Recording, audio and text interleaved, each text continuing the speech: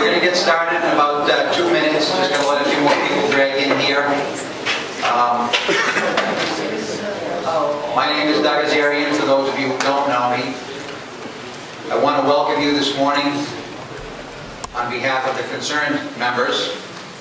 And I want to thank you for your time today right up front, because I know we all have plenty of things to do. We of this concerned member group believes that the organization needs some change, and that this change would be good, not just for the association, so to speak, but for the members as well, and how we do our business. So I'm going to let a few more people roll in, and then we'll get started.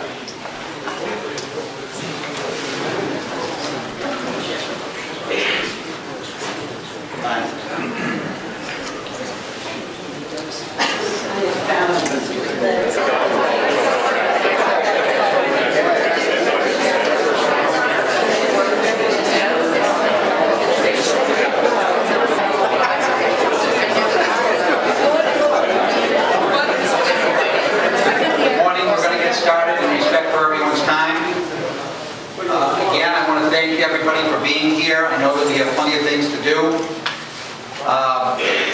The concerned member group that's bringing you this information today is exactly that, a group of concerned members, formerly leaders, that are aware of some issues and concerns occurring in the association. And the feeling is that we need some change, and that this change is good for the association and for its members. It should help us do some business if we're not dealing with some of the concerns that we currently have out there. We're going to, as you can see on the screen, there's a list of participants of this group.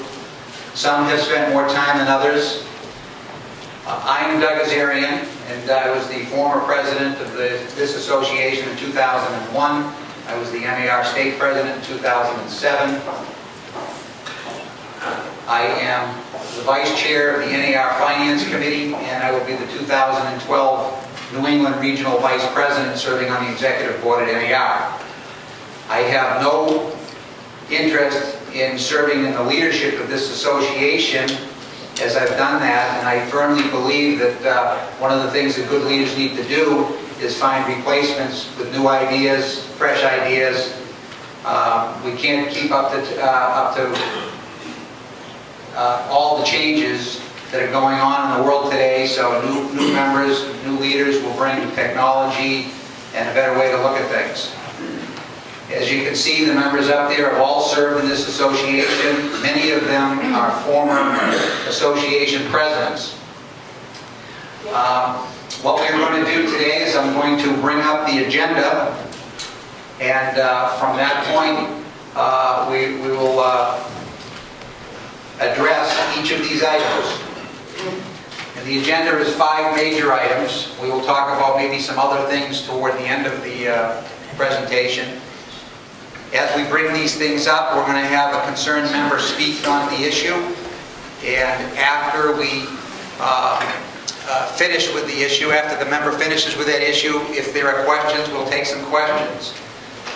Again, we respect your time, so we are going to move this along. There is a meeting scheduled next Thursday by the association. I'm not sure exactly what that meeting is for, but if you have questions, that would be a great place to bring them up if you don't get the answers here today. And if you have concerns, it'll be a good place to focus those concerns to the leadership. So with the agenda, you can see that we have 5 items up there: the association building, finance committee, MLS, leadership, and the bylaws. With regard to the association building, I'm going to have Debbie Martin speak to that issue. Good morning. Thank you all for being here. It's been a bit of a long road to get to this point. So Can you hear me back there? Oh, okay. It's been a bit of a long road to get to this point, so I'm very happy to see you all here this morning. As most of you know, the lower level of this association building has been in the process of some construction. And it's that subject that we want to address this morning. We're going to put up the first screen, if we could. We're going to put up the minutes to the meeting. The building has a bit of a history. It was built in 2000. When it was built with a special permit from the Yarmouth Board of Appeals. And that special permit was very specific. It limited what we could do with the space, all 9,500 square feet of it, due to parking issues. So it was built with a special permit, and we're going to talk about what that special permit says and how it relates to what's being done today. In December of 2010, this is a copy of some minutes to a Board of Directors meeting. And as you can see, in December, there was a motion made, seconded, and carried to the Board of Directors approve the build-out and expenditure of $200,000 for the lower level of the member service building. Funds are to come from the Cape and Islands MLS. As you all know, there are two separate and distinct companies that operate out of this building. One is the Cape and Islands Association of Realtors, which is a not-for-profit organization. The other is the Cape and Islands MLS, which is a for-profit organization. And as these minutes say, and we are governed by one Board of Directors, one President.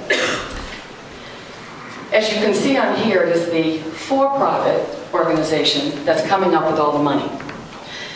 The interesting thing about this motion is there's no history here. There's nothing in the previous Board of Director meetings that discuss the fact that we're thinking about this, that the lower level needs to be built out. Why? What are we going to do with it when we build it out? And it also doesn't address the fact that how did we arrive at that number of 200,000? Let's take a look at the next thing.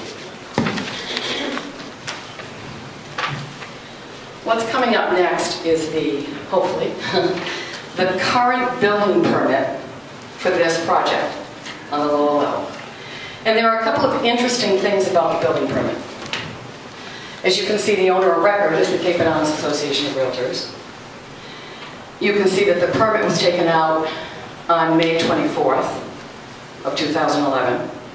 You can see that the person who took out the permit is Scott Shields, who is a contractor with a license, and his license is on the permit. And you can see that the estimated cost of the project is $47,300. I want you to remember that number. We're going to visit it again. And most importantly, on the permit, highlighted in yellow, it says, and I quote, "Not open to the public, employees only." So I want you to keep that in mind. We could look at the next slide. I do want to say that along with that permit, Mr. Shields is the contractor of record and on the permit, but he is not the person to whom all checks have been paid. All checks have been paid to Crocker Enterprises, which is owned by Jim Crocker, who's a member of our executive committee.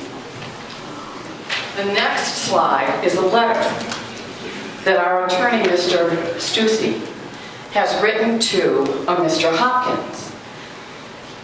Because this building is 9,500 square feet, the town of Yarmouth needs to have approval for whatever it gives us to do on the building from an organization called the Architectural Access Board in Boston.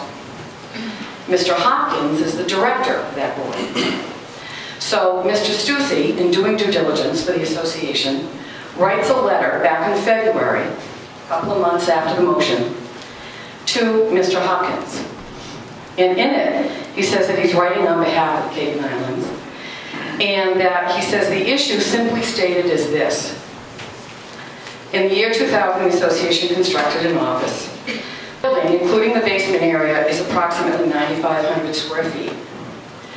Due to parking limitations, the Zoning Board of Appeals limited the basement to storage and filing. Due to budget constraints, the basement area was partially wired and plumbed, but not finished. There was no drywall, no electrical outlets, no floor coverings. The building meets all the requirements of AAB with respect to parking, access, and egress. And there's a second page. As to the ground level. Right. Please note that the basement is not open to the public, and no association activities other than filing and data storage are undertaken in the basement. So we have the board attorney writing a letter to the director saying that we're only going to use the basement for filing and storage. And because of that, what do you need from us if we want to refinish the basement? And actually, the special permit in 1999 that was given with the building says, and I quote, "The basement is limited to storage with no regular workstations or offices." And the permit is expressly limited to the petitioner, which is CCI-AOR. So he writes this letter, and Mr. Hopkins responds. And he says, "I'm responding to your letter dated February 7th. And he quotes, "Regarding the use of the basement and the proposed use for filing and storage, accessed only by employees. And if you want to go ahead and do that, I just need an affidavit from you.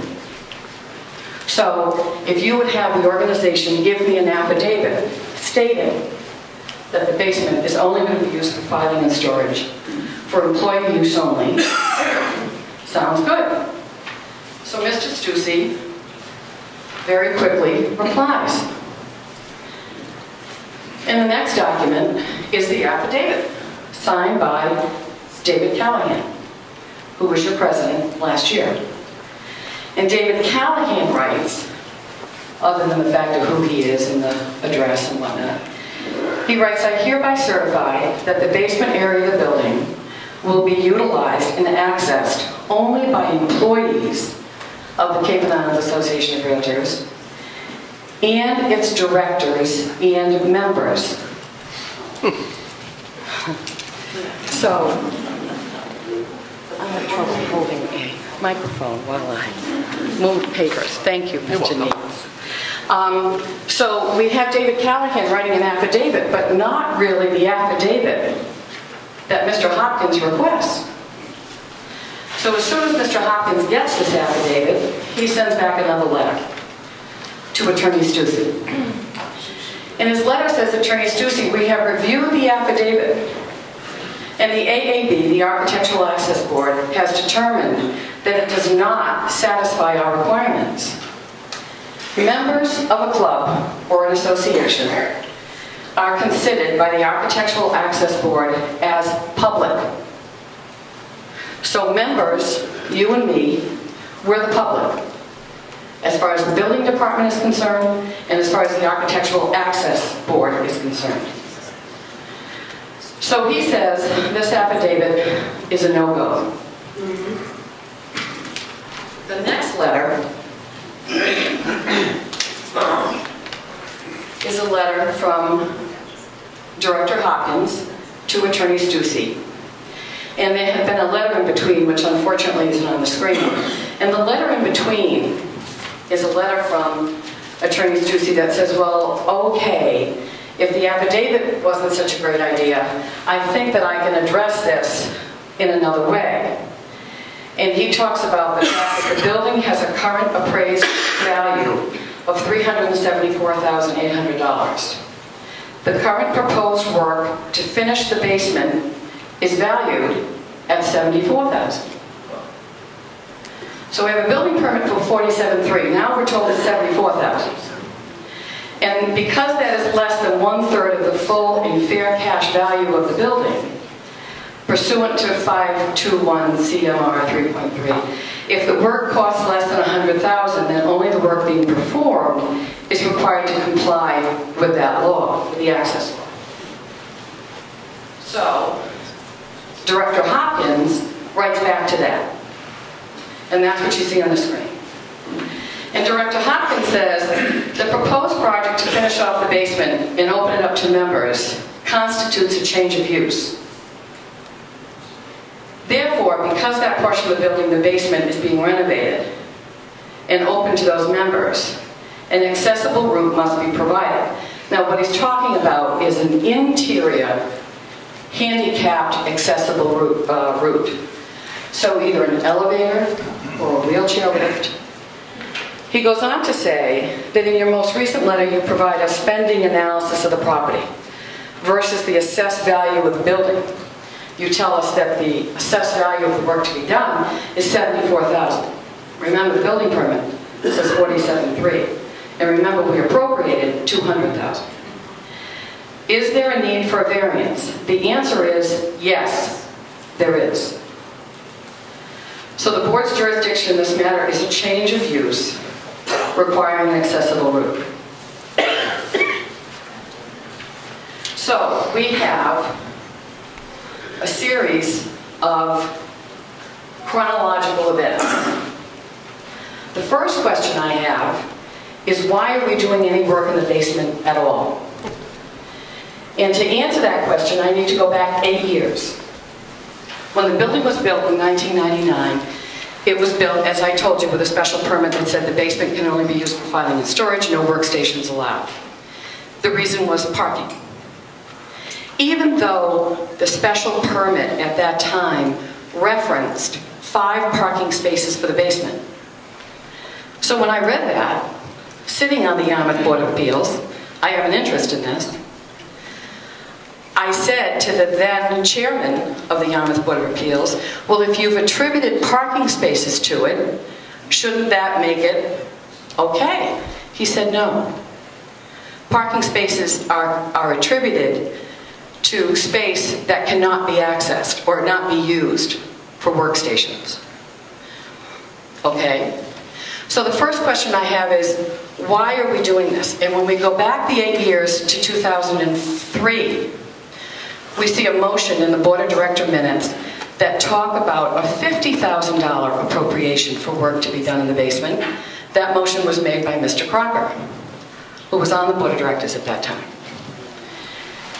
A year later, there's another motion in the Board of Director minutes from Mr. Coy, who was on the board at that time. And Mr. Coy said, we're not going to pursue the Board of Appeals permit, so all work shall halt. Those are the 2 different minutes that were referenced 8 years ago, 7, 8 years ago. So we've known for 7 or 8 years that we have an issue with the basement. We have to get a special permit. Actually, we have to get a variance. We've also known that to get that variance, we need to have an accessible route, meaning a wheelchair lift or an elevator. So why, in 2010, did this issue just come up again? And where did the $200,000 come from? So that's a major question. And I think it's one that deserves an answer. So it's one of the things that we're going to get to a little later in the program. But I want you all to remember those numbers and the chronological events. Thank you. Thank you.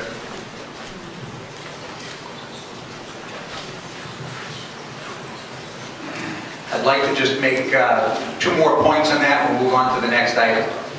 The person doing the work and getting paid is a member of our executive committee. We have no conflict of interest policy in our bylaws today, and it's something that we would like to see there. Doug, before you continue on, anyone who's standing, there are scattered seats around. There are seats up here in front, so if you'd like to take a seat, those of you who have empty seats beside you, would you please raise your hand if you have open seats? Please come on down and sit if you'd like. One more thing, we have heard from the leadership that this additional finished space can be used for increasing revenue to the association. First of all, if we can't use the space as members, we have to put the employees downstairs. Maybe that's the right thing to do, I'm not sure. However, we would then have to rent the offices and so forth that are upstairs. I'm not sure what kind of revenue we can get. But in the last 12 months, the revenue generated from the use of this room, which we're paying for today, was a net $9,000.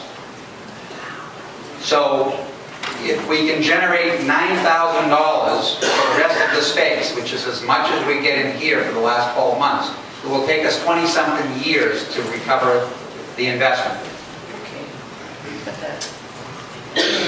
So, back to the agenda. If anyone has any questions, we'll take a moment here. Yes. Oh, okay. Yes. Peter? Yeah, you mentioned conflict of interest, that we had no policy in place. There is nothing in the bylaws with regard to conflict of interest that you will see. There is nothing in the bylaws referencing a policy manual that takes over if the bylaws don't specifically deal with the issue. My understanding, I'm involved with a nonprofit group, and the federal government has required conflict of interest policies to be in place, along with whistleblower policies and so forth. One of the proposals at past bylaw committee meetings included a conflict of interest policy. As I had mentioned earlier, I've been involved with the Massachusetts Association for years. We modeled the proposal after the MAR conflict of interest policy. You will hear some more about the fact that these proposals were presented to the leadership over the last few years. I don't have an answer for that. Why we don't have it in there, I can't tell you. That's a question maybe you can ask next week. Did the contract that was given to Shields to go to Mr. Crocker, did that go out to bid? I could find no record of any bid. Repeat the question, please, so people remember. The question was, is the contract for the work downstairs, did it go out to bid? And I can't find any record of any bids. I did ask. I was allowed to attend Board of Directors meeting 3 weeks ago, and I asked that specific question. And when I asked that specific question, the answer was from Mr. Coy, who addressed Mr. Crocker, how are we doing on the budget for this project? And Mr. Crocker said, we're below budget. And I said, I didn't ask about the budget. I asked about bids. There's a difference. I got no answer. I'll make this comment. I spent a few hours in here looking at the minutes, which I had to request September 15th. I got a call last week saying I could look at the minutes. I came in here, I wanted to make some copies of the minutes so I could take them home and review them. I couldn't do that either. I had to write notes down. I asked, is there a policy for this? Because I wasn't aware of it.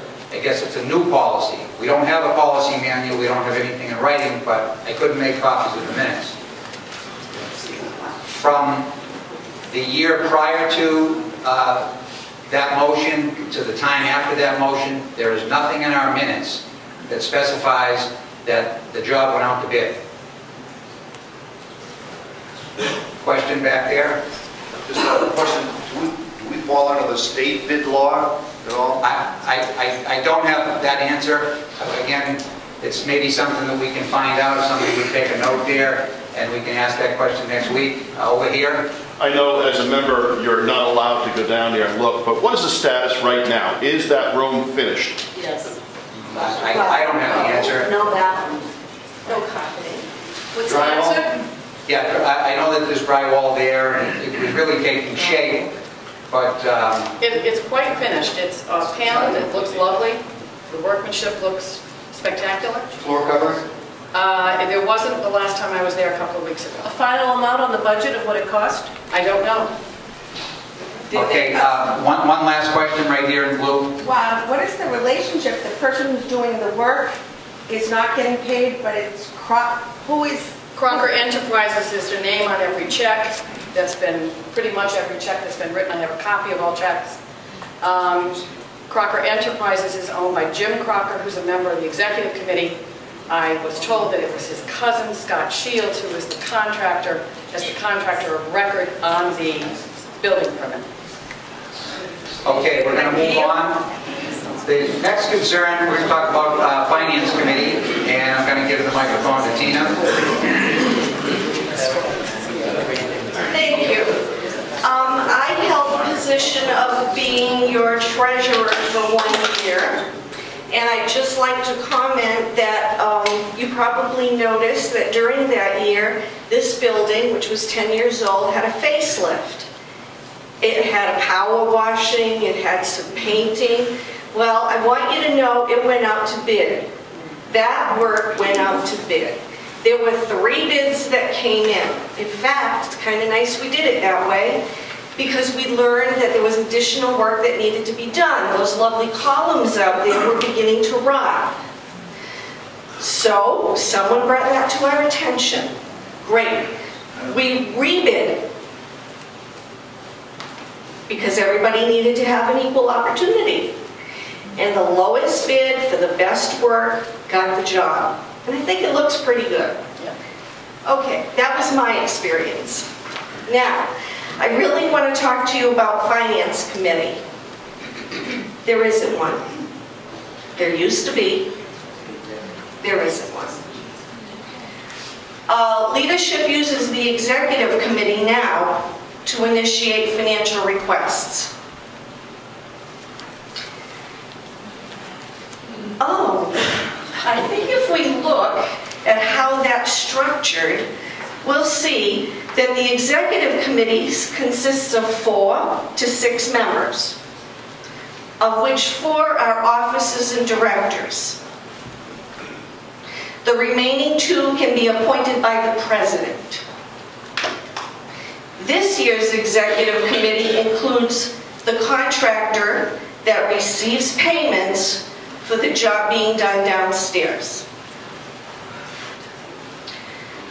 The Board of Directors can spend all available cash on hand. Moving funds to cash would allow liquid assets to be completely spent. Do you know anywhere where that's allowed? We don't have a safety net. We don't have anything that says, oh my goodness, if there's a sudden problem at the building, you can spend up to $20,000 without taking it to the Finance Committee to get more. We don't have anything that says that. We have given our officers and directors carte blanche to write the check.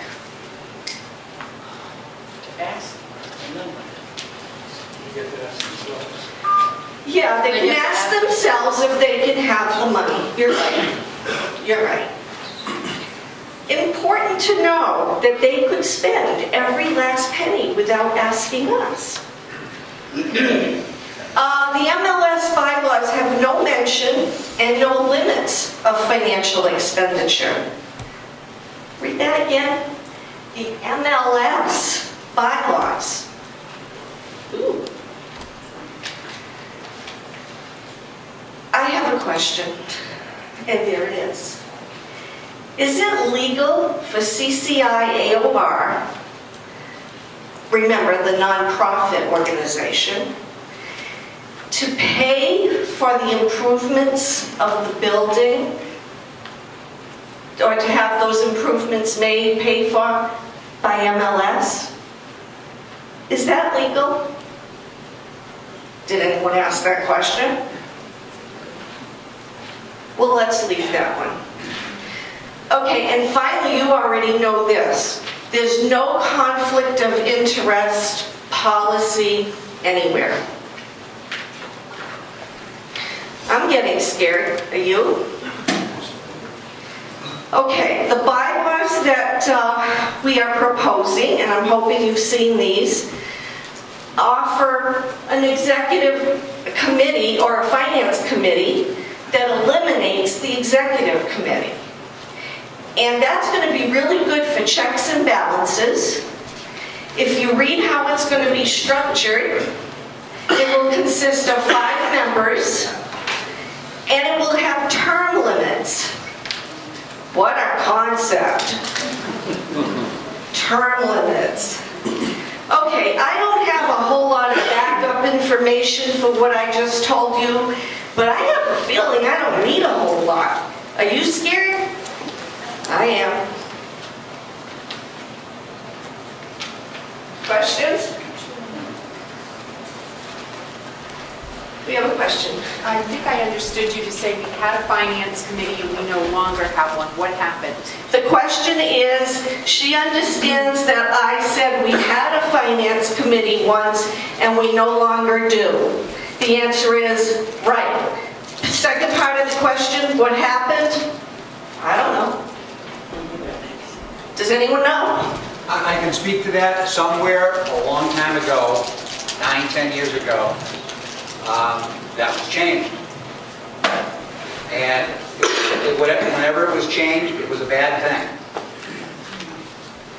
Just doesn't make a lot of sense. Question in the back. I was your treasurer many years ago. Many years ago, I'm talking about 20 plus years. You had a finance committee involved. Your name? I'm sorry, Dave Bisbee. We had a finance committee involved. In fact, the committee worked hard on many different avenues. The committee was made up of the president, incoming president, the treasurer, and at that time I believe there were 4 other members at large. One of the problems that we're having, people can say all they want, but if people do not come forward and work on the committees, what happens? And I believe that that is what happened. I was off the board by the time the change happened, as far as going from the change of, from what I understand, the name Finance Committee to Executive Committee. Was the fact that they were not having people come forward, realtors, to be members of the Finance Committee at that particular time. Thank you. One more question. Who was on the committee when the change was made? We'd have to go back in the minutes, probably at least 10 years. It was made 10 years ago at least. Yeah, it might have occurred when I was president. Last question. Just a quick question. From your experience and all the other people on the boards previously, has the issue of the MLS giving money to the organization, the nonprofit, been something that's happened in the past, or is this just the first time that it's ever happened? I can't really speak to that. Okay. Okay, going to move on to the next item. A concern has to do with the MLS, and I'm going to let Leo Lawrence speak to that issue.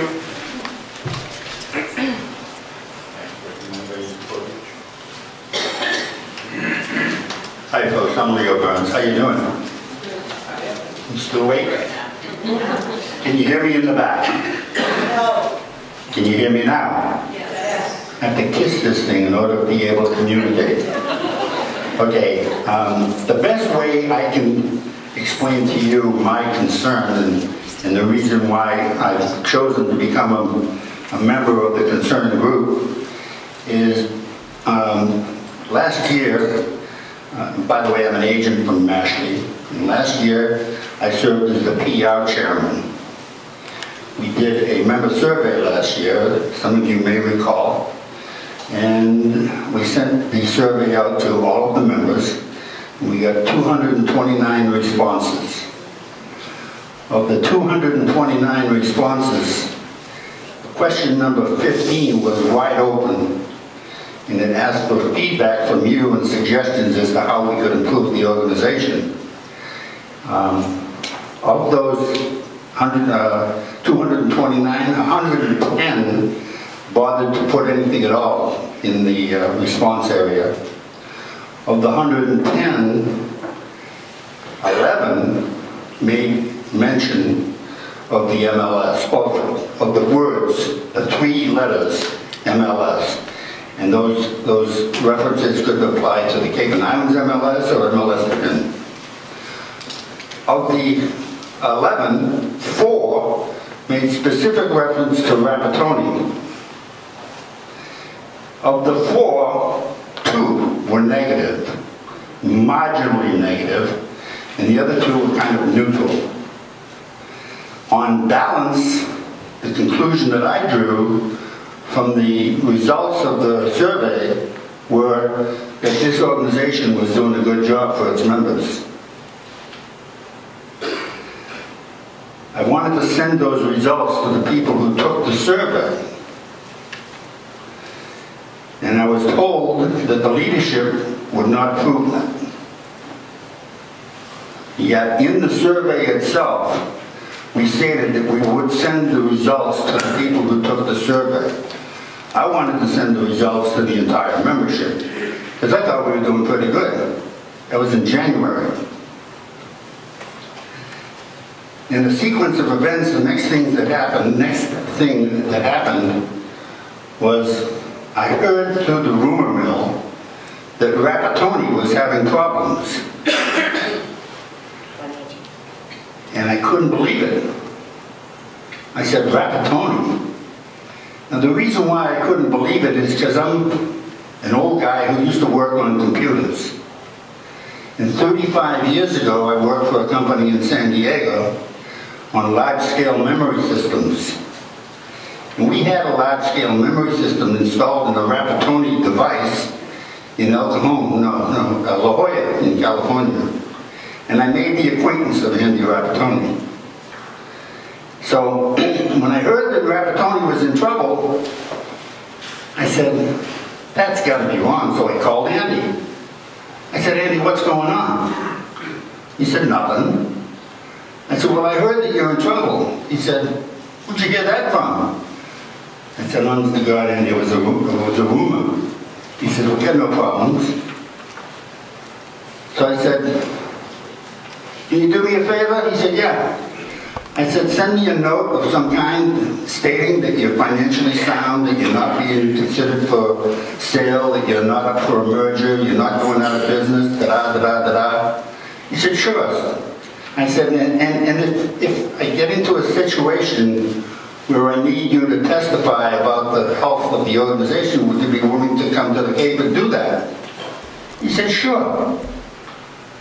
So he sent me that information. I, in turn, emailed that to David Callahan and Henry DiGiacomo, and I believe Joan, I'm not positive.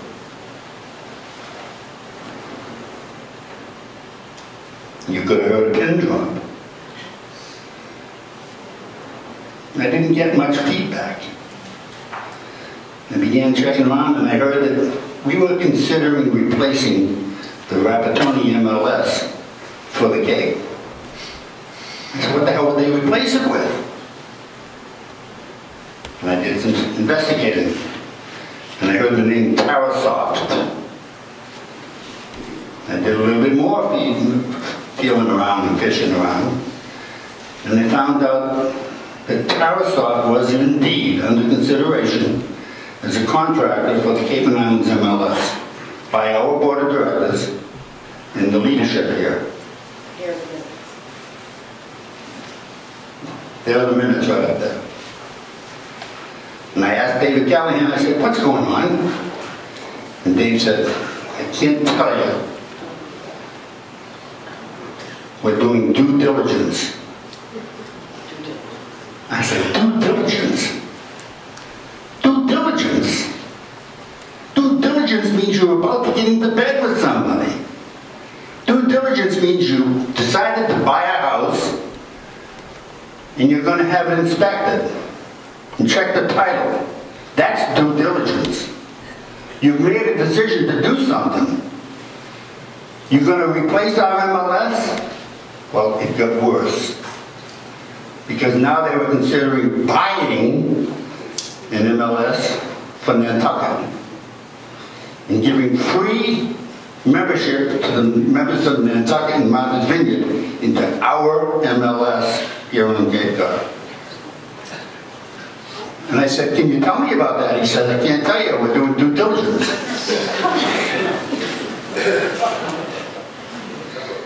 That's when I got Deb Martin involved. And Big Martin, and the other people that you see up here today, and my grandfather over there.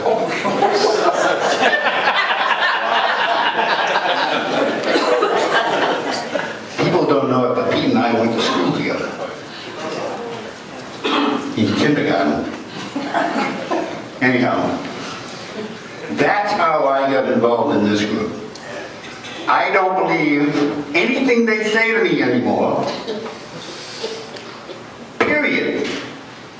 We have to rewrite the bylaws to protect ourselves. Questions? I'm just going to mention a couple of other things. As you can see up on the screen, there's a little history to this, just some notes. These are from the notes that I took reviewing the minutes. Back in last September, there was a contract with Brian Larson to negotiate with CoreLogic, approving an expenditure of $3,000. Why do I say that? CoreLogic bought TerraSoft recently. So I don't know what the relationship was then. It doesn't fit right with me. Back on 3/15, after the motion was made, you can see the Board of Directors voted to approve a $14,000 expenditure for Clarity Consultants, a real estate technology consulting company, to advise on the MLS vendor, and extend the Rapatoni contract as appropriate. That would have been done if they were ready to contract with somebody and then extend Rapatoni until the time fit. $14,000. Also, by the way, Clarity Consulting, TerraSoft is one of their clients.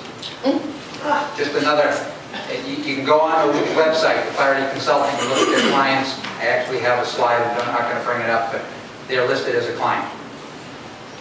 A couple of other things, when you look at that motion, it just asks, what does it mean to you? We've been told that that was never going to happen, no testing was done on the product.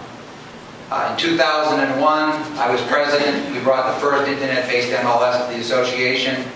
We had a committee that was chaired, I think at the time, by Linda Collins. The product was tested inside and out. I sat as a participant on that committee, having a technology background. And we made sure, I don't know if for those of you who were with the association back then, we installed that system on Martin Luther King Day in 2001. There was no simultaneous entry. We got rid of the other system, which we had enormous problems with. 37 phone lines is all we could access with. And it went smoothly. We had training 2 weeks prior to that. And it went smoothly because it was tested and tested and tested. Then we switched to Rapatoni about 2.5 years later. They had a better product. We had an out in our contract at that point in time. We made that change. No simultaneous entry. I chaired that committee. A lot of testing was done. There actually were rooms a room downstairs with computers, which we used. Illegal. Wasn't aware that there were permit issues at that time. That building started in 2003. The year 2003 is when the construction started. Never got finished. Cease and desist came because we didn't have the right permits. A couple of other questions. Those expenses to CoreLogic and Clarity Consulting, were they necessary? I don't know, it's $17,000. If it weren't, the feeling of this group, if it wasn't for concerned members, we'd have a new MLS that was never tested. So, we'll take a couple of questions. Leo. Here, Dick. Doug, I'd just like to point out that unlike the leadership, we did some due diligence on that whole routine and called other boards or associations who had brought in TerraSoft and heard nightmares. One of them was praying, please bring Rapatoni back. The system is a nightmare. It's vaporware. Looked great, in the presentation. I'm sure our leadership was dazzled by whining and dining and all this fancy stuff that was shown before them. But it was mostly vaporware. It did not work properly. It was going to be more expensive, and it was going to be thrown upon you without even asking our membership whether you wanted or needed or wanted to pay more for a new system. Other question? Leo touched on a standalone MLS system for Nantucket and the islands. That our funds would have put this in place, but we wouldn't have access to it? We were supposed to buy it. What was the name of it? It's called Link System. Link System. It's a Boston-based, downtown Boston-based system. Would you hop on the microphone, please?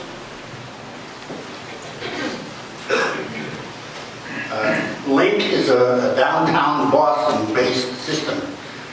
I'm not all that familiar with it. I understand it was up for sale at the time, and I know that our board investigated buying it, and because they use it out in Martha's Vineyard in Nantucket, and they wanted to buy it and integrate it with our own MLS system and offer free membership to the Realtors on Nantucket and Martha's Vineyard for a period of time as a means of attracting them into our group. And by the way,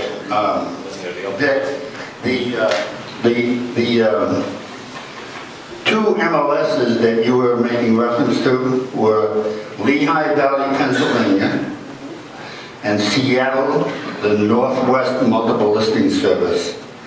They both switched from Rapatoni to the Tarasoft product. I forget what's the name of the Tarasoft product. Matrix. Matrix is the name of the system that they have made by Tarasoft. And the results were disastrous. And I discovered these two blogs, and reading through the blogs, I couldn't believe what I was seeing. And seeing what I was seeing, I couldn't believe that our board of directors would even consider Tarasoft as a product for us. Yes, sir. Leo, how big were those associations in Lehigh and in Seattle? Bigger than us. Bigger than us. Yeah. Seattle is a pretty big organization, pretty big city.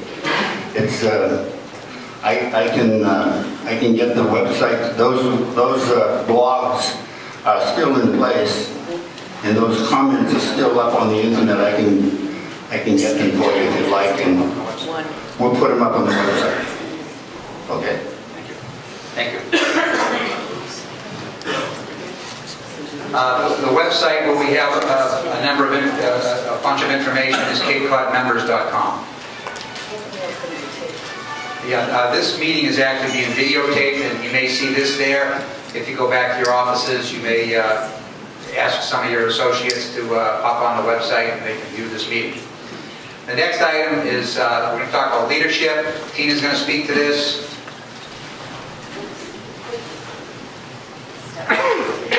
Okay, again, there aren't a whole lot of backup pieces of information, so if you'll follow along with me. Is the association for the leadership or for the members? There's no transparency, and there seems to be different policies depending on its members, because there isn't a real policy. Now, the current bylaws allow leadership to appoint a nominating committee. That committee selects a slate of officers, offering no choice. You got the slate. Elections are held at the annual meeting, and most of the annual meetings, there aren't enough members, they have to collect proxies to put in their slate. And the proxies allow them to cast a vote to approve their slate. Okay, you've kind of all been down that road. This year's nominating committee included 7 directors.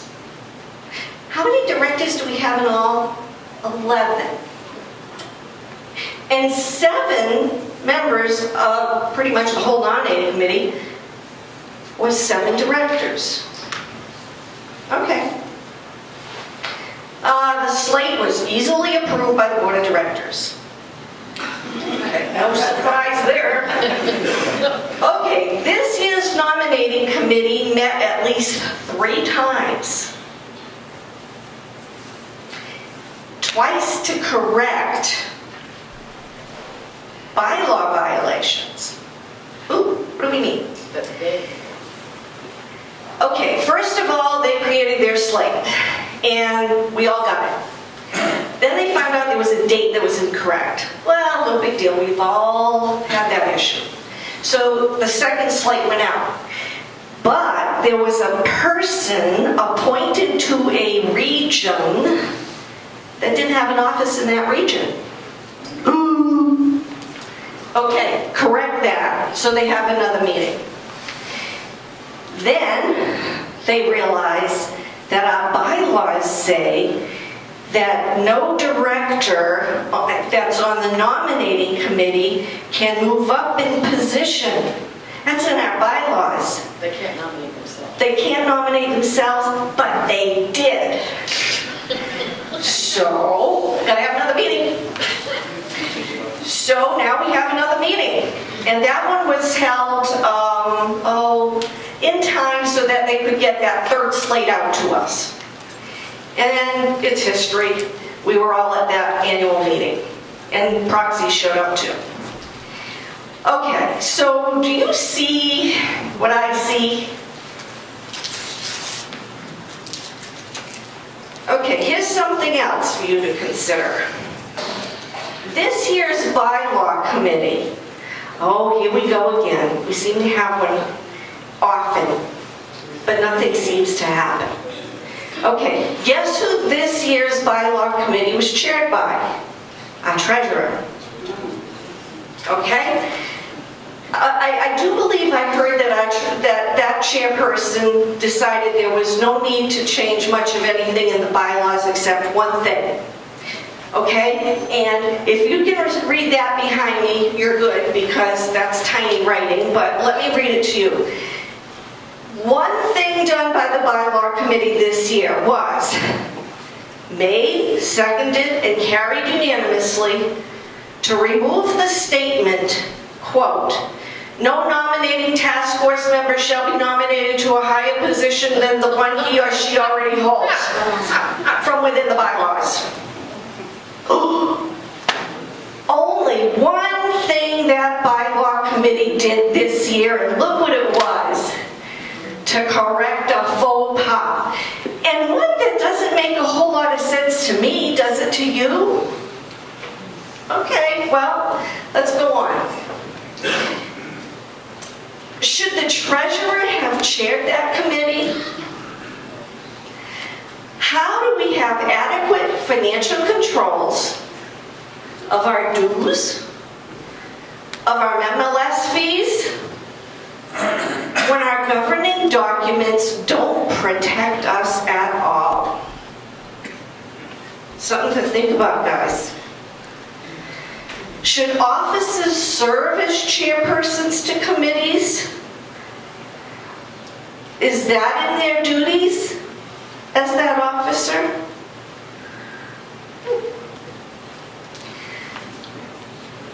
By the way, just so you will know, there are no minutes anywhere about those nominating committee meetings. Why? To speak on that, the only thing left from that committee is the slate. It doesn't identify the members of the committee. There's no discussion as to how many people were nominated for a position. There are no minutes other than the slate. And just in case you want to know, because I feel that I can say this. I know 3 people that were nominated. I was one of them, Deb Martin was one of them, and Karen Jaworski was one of them. Credible people? Credible enough to ignore? I guess. Okay, let's look at we, the members, signed petitions recently that this group began. We signed petitions so that we could call an informational meeting, so that we could talk about the bylaws that we felt there was a need to propose. Many of you signed these petitions. As as DRs for participants in MLS and as agents for members of this association. We collected enough so that according to our bylaws, that meeting would be called.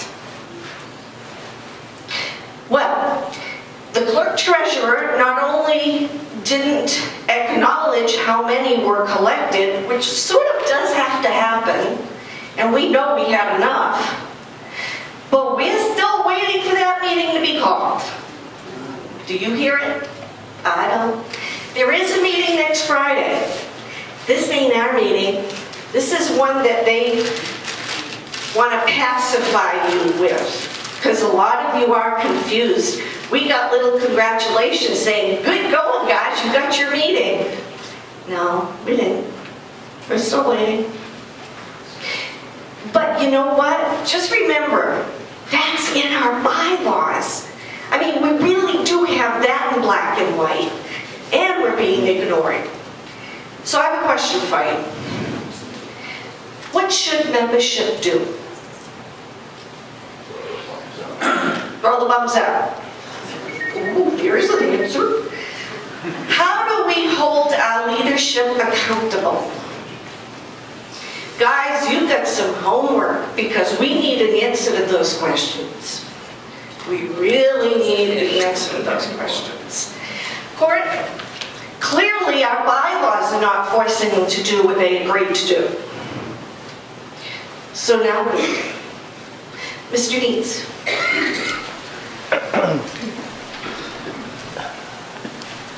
I'm confused about the motion to change the bylaws that was passed presumably by the Board of Directors. Oh, no, that motion was Oh, was that the nominating committee that passed that motion? That's the bylaw committee. Oh, that's the bylaw committee. Don't bylaws have to be voted by the members? Yes, that's just a record of what the bylaw committee accomplished in their meeting this year. This is the work what they they did. did is they made a motion to remove the language that would allow somebody to sit in that committee and nominate themselves for higher office. But that motion isn't in effect until it's approved by the membership, Correct. And that would be at next year's annual meeting? Correct. Correct. If nobody knows anything, we'll go to the annual meeting and that'll be one of And they'll go there with all their proxies so that they can vote to remove that provision. Yes, that's what would probably happen. Okay, but as far as this year goes, they are restricted according to the bylaws as they stand now. Correct. You have a question? Question, maybe a comment. Isn't there an attorney that is called upon to do representation for, I don't know whom? Is he for the Board of Directors? Is he for the members? I mean, is he somebody we can call upon? You guys ask great questions. As members, we're not allowed to speak to the attorney. The attorney speaks to the leadership. Okay, I want to just conclude our program and then we'll get to some questions. My Yeah. Oh, I'm sorry. Perfect. All right, so hey guys, sorry. Okay, this one I really want you to concentrate on. We currently have 3 members of our Board of Directors or Executive Committee that have served in those roles for 10 plus years since 2001.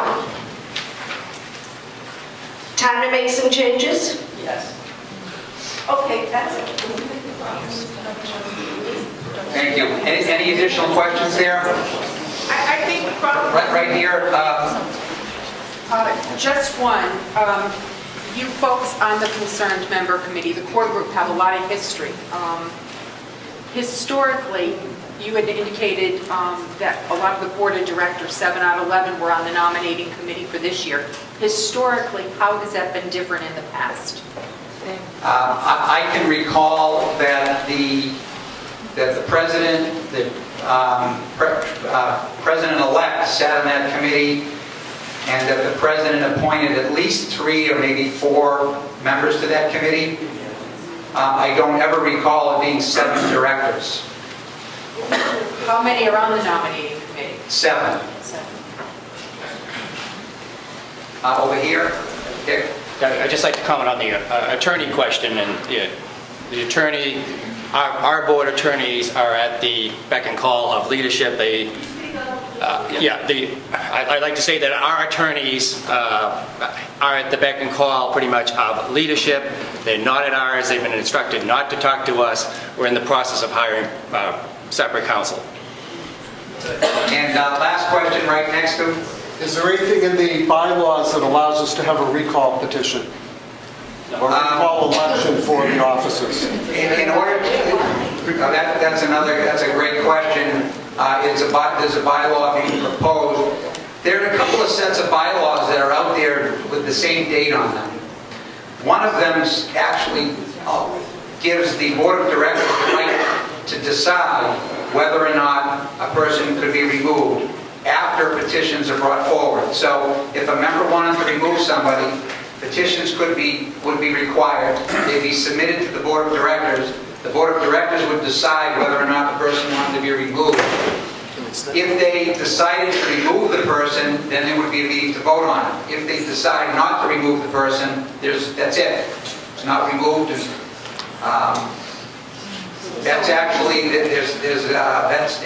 the next slide that we're going to talk about with regard to bylaws, but I've just explained that issue. Last question, over here on the right. Yeah, in deference to the speakers, it's getting late.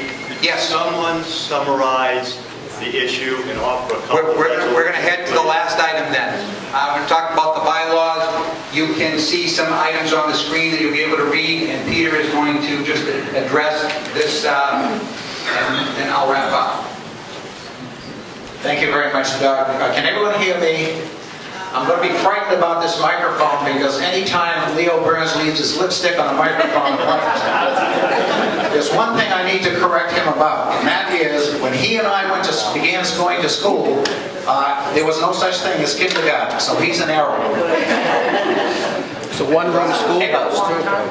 Everything that we've spoken about this morning is looking through the rearview mirror as to what has been happening, and there's been an awful lot more than what's meeting the eye. I think that the previous speakers have indicated to you that there's a need for us to do something. And what basically is looking ahead and altering the bylaws. Just for an example of the pattern and the tone that we put into the bylaw changes that was duly submitted back in September. I've had experience in government. I've been a member of this association, I hate to tell you, but more than 40 years. I've served in government for more than 40 years. I chaired the Dennis Town meetings for 18 years. I served in the Massachusetts legislature. We dealt with this kind of problem when it happened with cities and towns in Massachusetts with the adoption of the open meeting law. And if you think our leadership is squirming, you should have seen the reactions of the 351 cities and town leadership when the open meeting law came in. They were absolutely convinced they could not operate. Well, it has operated.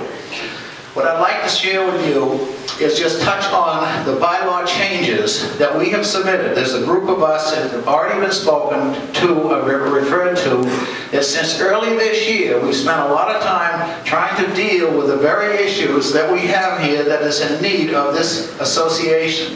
In the years that I've served in almost every capacity in the Cape Cod Islands Association of Realtors, is that I have never seen a leadership that has the audacity that this one does. And basically there is no accountability. We are not allowed to attend meetings. We have had great deal of difficulty in obtaining records and data of what is it they're up to. What are they doing for us? Basically, I will share with you very briefly what our bylaw proposal includes, and that we submitted back on September 16th with more than 325 members for the MLS, for the Association of Realtors, and for the Cape Cod Islands MLS was over 105 participants. First was to guarantee that all business meetings would be open to the members like it's in towns, in cities and towns today. The bylaw change guarantees access to our membership of records and minutes be open to us like in towns with some exceptions that are appropriate. What the bylaws propose is replacing the leadership nominating committee. That's abolishing it. and replacing it with a process including nomination papers where you and I and any of us who wish to participate are gathering a small number of signatures to become a candidate for election. We're creating election committees, not an individual, but an election committee appointed by the president to conduct the elections, so that none of the players involved in leadership will be running those elections. We're looking at replacing the controlling proxy voting that has persisted in this association for years with electronic voting available to the membership. Any member with a computer can be located any place.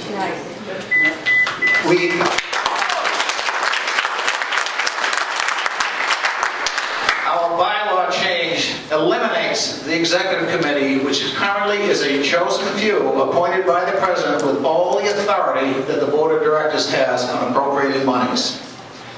And that will be, and we create, as already been spoken about, is creating an advisory finance committee to the board of directors. I spent many years on our earlier finance committee, and I can tell you this, they listened to the finance committee. They had no choice, and what it did was it brought many more people than a very close handful controlling those decisions.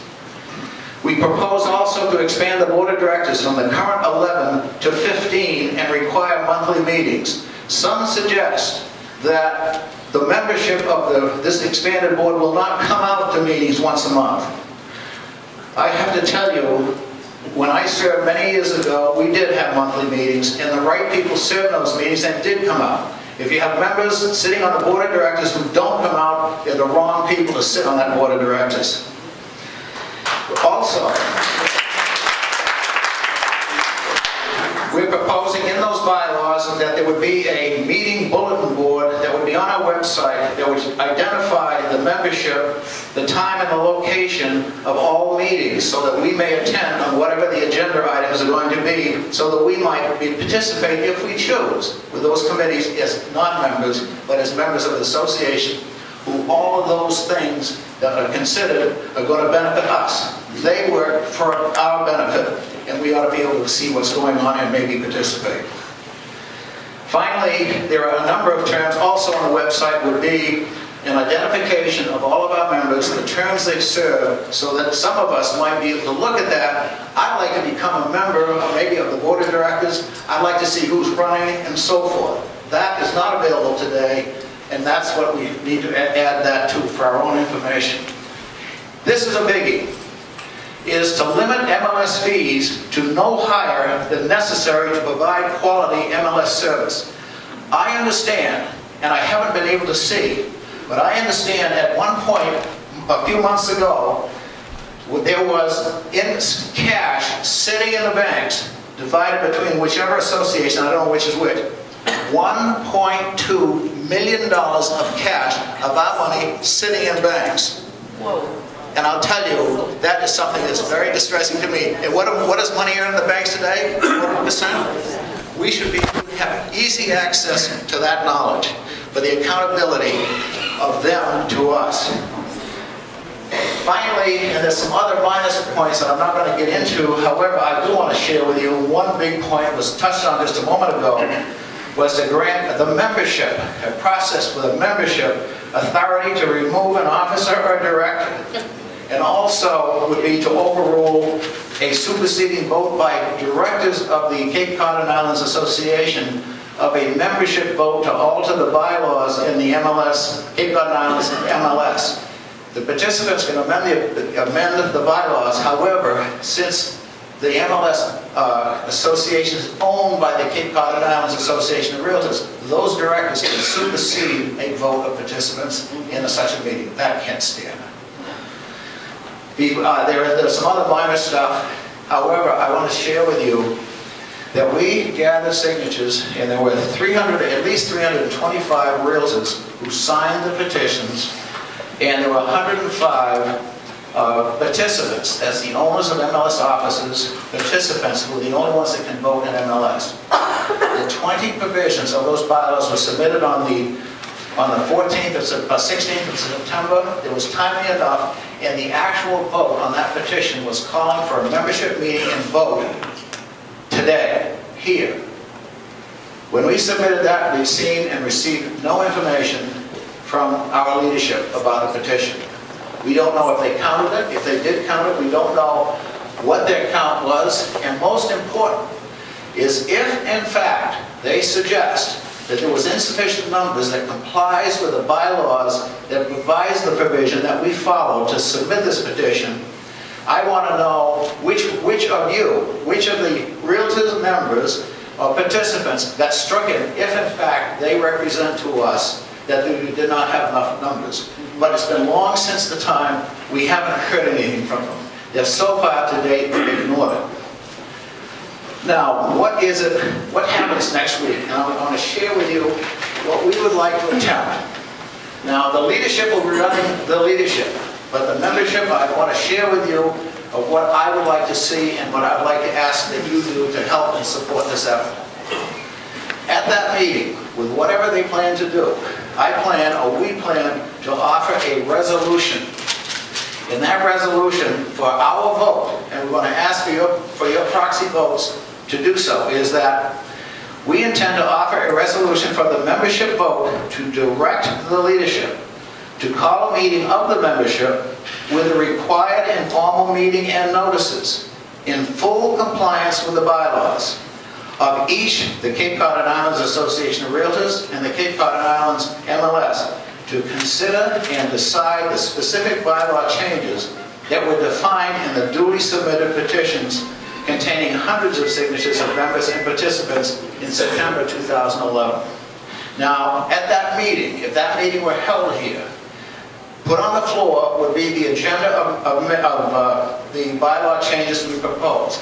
The membership will, within the scope of the submitted petition, the membership can amend them and change them. You can't exceed the scope, but some can be stricken, whatever the majority of the membership decides at that time.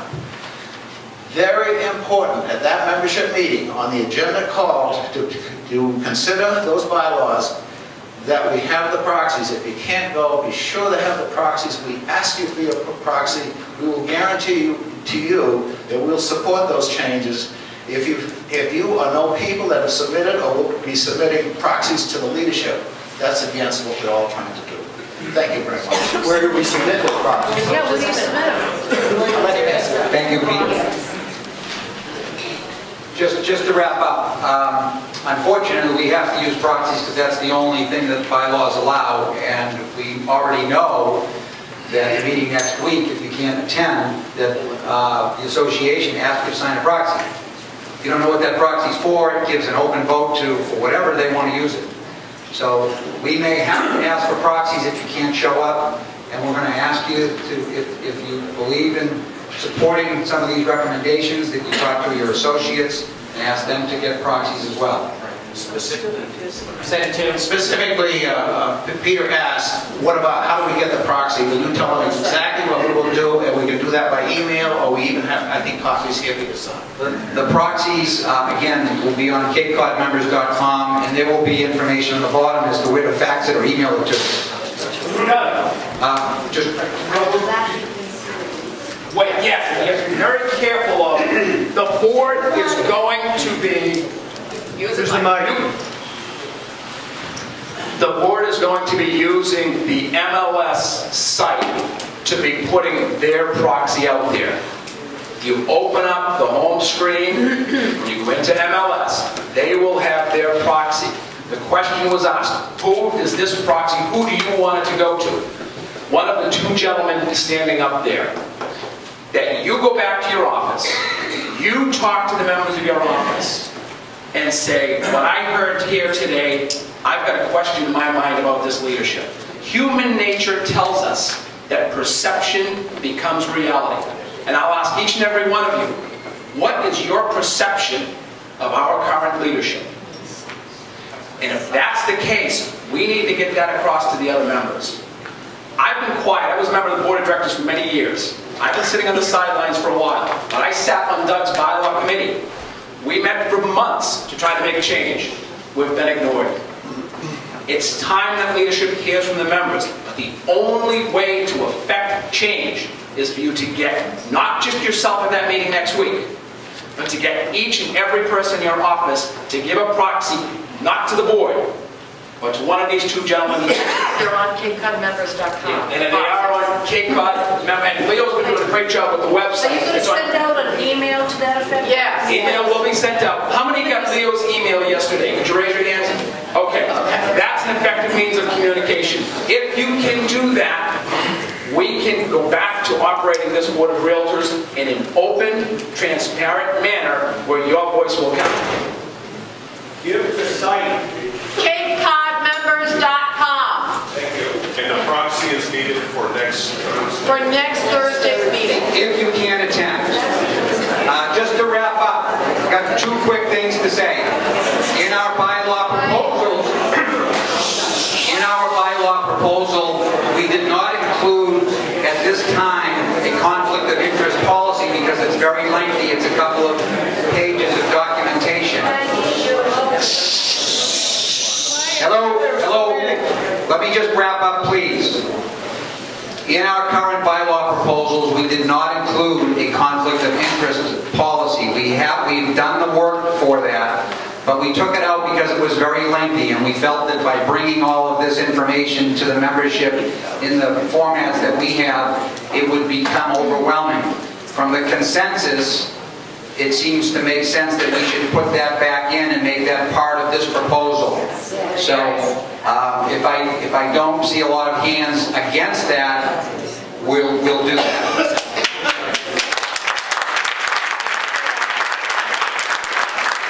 Lastly, I just want to thank everyone. I know this is a lot of time. Hopefully you have a better picture of the situation, and you have some more questions that you can ask next week. And then I want to just thank the group that has participated, because it's been a lot of work, and unfortunately we think it's necessary. Thank you.